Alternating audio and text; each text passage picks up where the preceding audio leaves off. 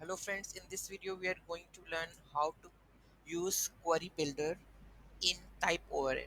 So first of all, in this one I'm going to get all the registered users, right? So here I am getting all the registered users, await repository, get repository user. So here I am putting the const email which I need to search here, await repository.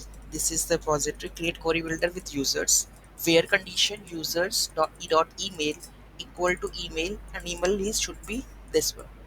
Then await qb. Here you don't if you want to use this, then you can use it, otherwise you can just remove it and just add qb dot get many, right?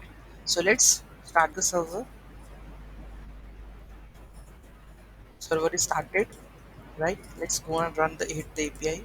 See, no data is coming. Okay, so that means there is a record, but it's not over here. So here I'm going to add I use I like, check whether it is working or near equal to. Okay, so it should not come with equal to, because I'm using like query, right? So let's start this and run this one. Data with this one, it's getting on. Let's move to the next one also.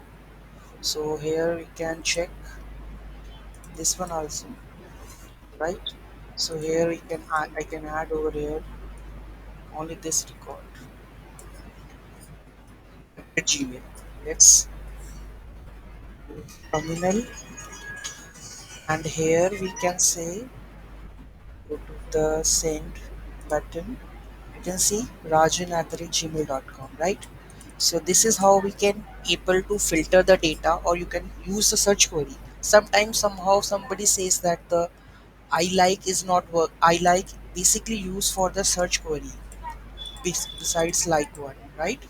So this is how we can use the query builder in TypeORM, right?